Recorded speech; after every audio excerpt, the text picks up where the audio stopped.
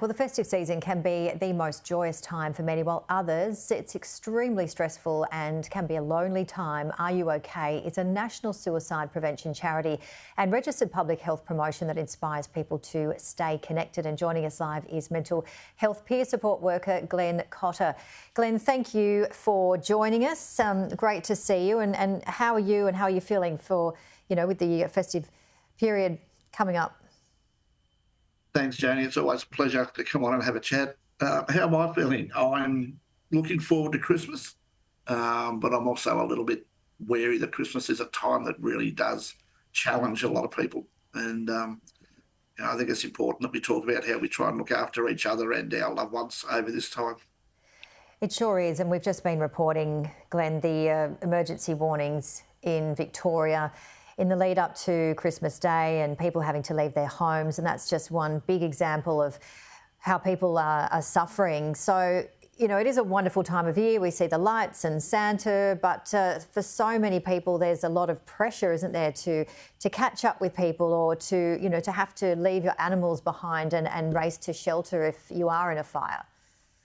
Absolutely. And for us, that just triggers, especially down through the Bega Valley where we are, that just triggers, the 2020 bushfires. And it's a time of year that people are on edge, as it is.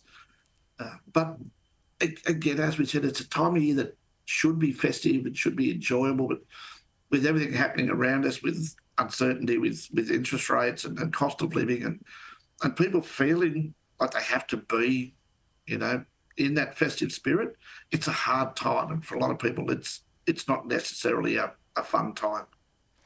And I know you've spoken openly and you are always willing to share your personal story and what it meant to you and how you came to appreciate one special person. Do you mind sharing your story?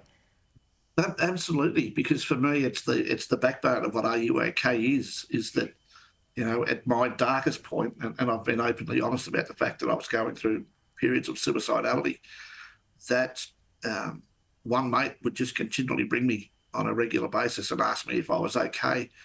And not necessarily around the Are You OK message, but just in day-to-day life. And, I would always say that I was because I was too proud and too stupid to admit I needed help. Mid-60s white Australian male, we're all good. But he got me on a day where, I just wasn't. And I had to actually put my hand up and say, mate, I really need help. And in hindsight, I don't know where I'd be or even if I would be if I hadn't have made that call to ask for help. And it's the hardest thing I've ever done, but it was simple, really, to say, mate, I need help. And he was just there. He just said, let's go and have a cup of coffee and let's just sit and talk. And I think that's what we try and encourage people is to, check in on their mates and just ask. And you don't have to be an expert. You don't have to be, a caseworker or a psychologist. You've actually just got to let them know you care and you'll sit and talk and listen. And that's what we really need to do is learn how to listen.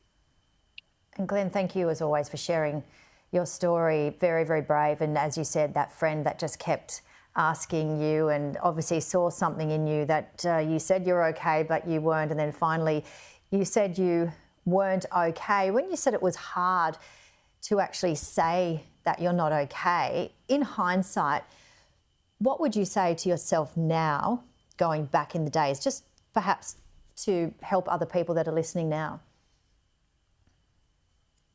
I'd say that it's all right to admit that we're not as strong as we like to pretend we are. And we do pretend we're strong at times, Janie. We struggle.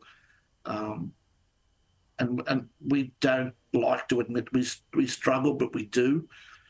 And that's why we like to encourage people to, if you're thinking about somebody or you haven't heard from them for a while, just send them a text message or just check in because, you might be the only person that checks in on them. And trust me when I say that for someone to actually check in and genuinely ask, how are you doing? It means a lot. It really does. And it can be that thing that makes the difference.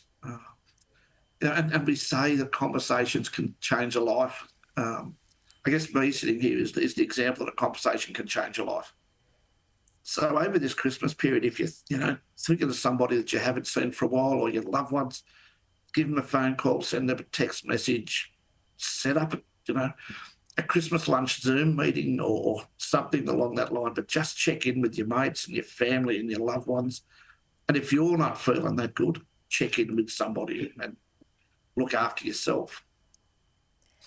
Well, Glenn, thank you so much for the wonderful work you do and sharing your personal story here on Sky News. And we do hope that you and your loved ones have a Merry Christmas. And yes, it's okay to not feel okay, but there is help available. Thank you.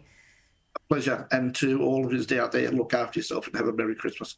Thank you so much, Glenn. And if you or anyone you know is feeling distressed, you can call Lifeline on 13 11 14 or visit Lifeline on lifeline.org.au/get help.